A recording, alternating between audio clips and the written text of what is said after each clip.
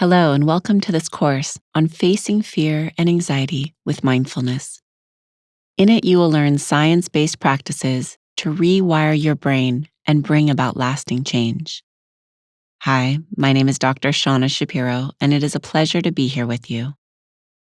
As a professor and scientist, I've spent the past 20 years studying the science of mindfulness and seen it transform thousands of lives. It changed my own life, bringing a greater calm, clarity, and joy that I knew possible. In this course, we will focus on science-based practices to help cope with fear and anxiety. According to the World Health Organization, 1 in 13 globally suffer from anxiety. In fact, anxiety disorders are the most common mental disorder worldwide. And yet, so often we feel alone in our suffering. So the first thing I want you to know is you're not alone. This is normal. And second, anxiety is treatable. And the intention of this course is to share the most powerful tools to help you work with feelings of fear and anxiety and move toward a life of greater ease and freedom. I'm looking forward to being with you on this journey. So let's begin by simply arriving here together. Allow your eyes to close and take a moment to gather your attention here in the present moment. See if you can soften the body 5% more. Rest your attention on the movement of breath flowing in and out of the nose.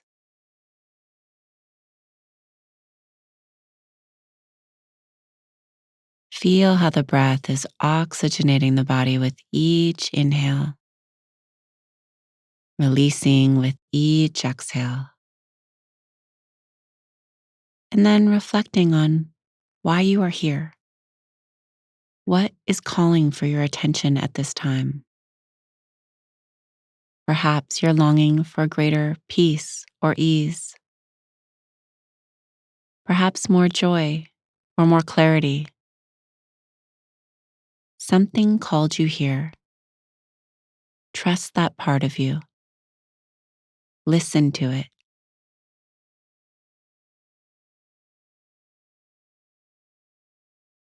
And then taking a moment to feel gratitude for yourself for doing the hardest part, beginning.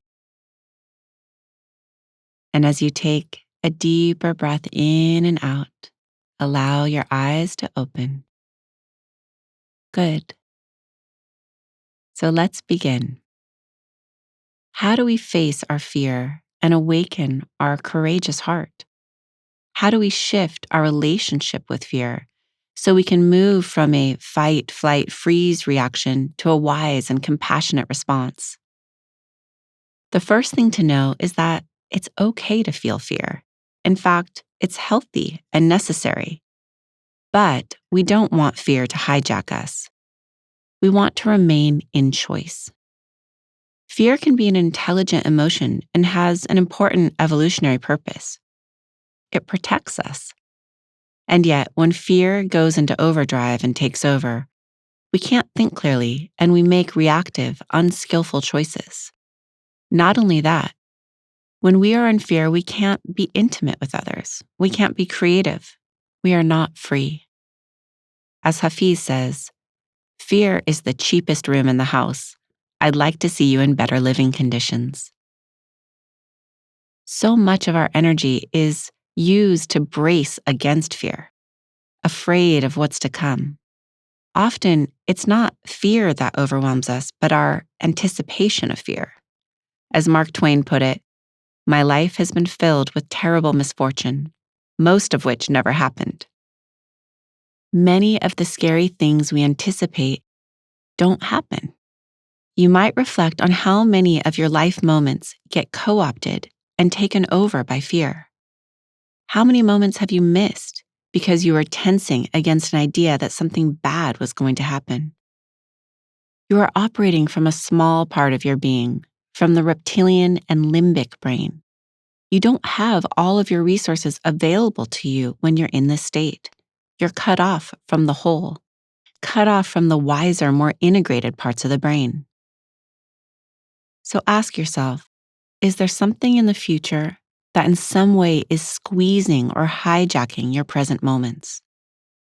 How much are you consumed by fear of the future and missing the present? When we're caught in fear, it affects our capacity to see clearly. Our vision narrows and we become focused on the threat.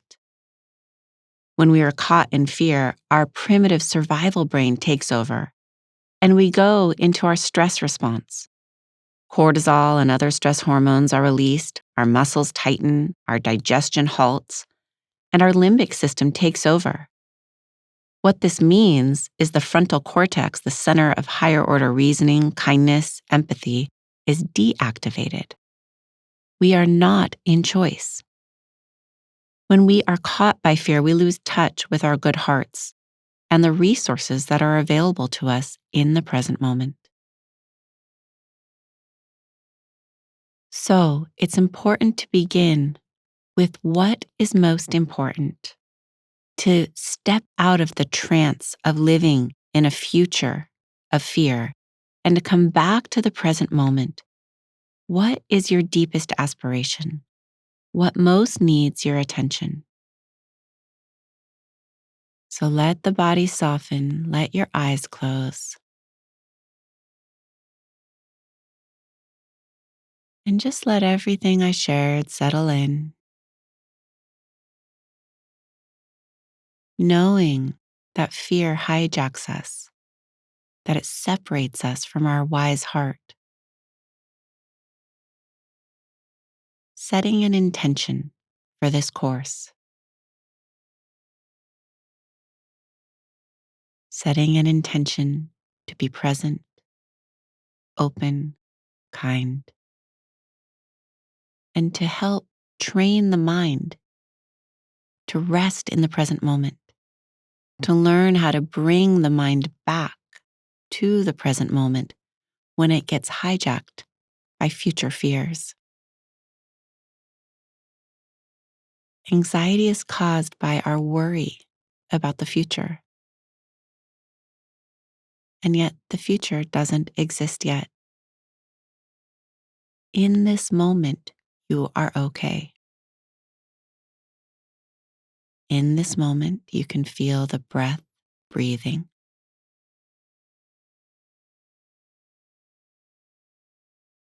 In this moment, the heart is beating.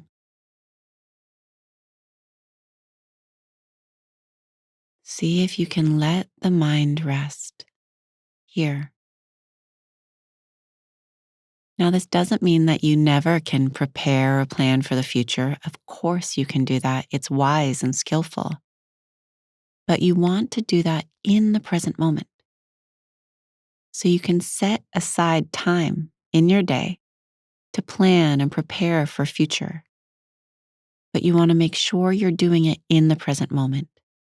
The problem arises when the mind gets hijacked, swept into a future that doesn't exist. So making the intention to stay present, to feel the body, to feel the breath, and to receive all the support that's here right now.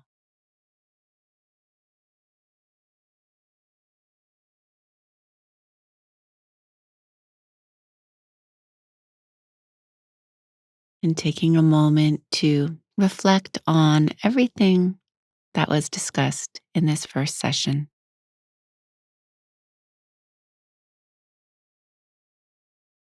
And allow the key takeaways, I call them gold nuggets, to settle in. Research shows that we remember the peak and the end of an experience. So, how we learn is by taking these key points at the very end and letting them sink into our being, encoding them in our long term memory. So, I invite you to choose one thing that you want to remember right now. One gold nugget. It could be that fear is caused by future worry. It could be that there's power in the present moment. It could be that you're not alone. So, staying with this for one more breath, and then taking a moment to thank yourself, trusting that the seeds you are planting will continue to grow and bloom. I look forward to joining you in our next session together.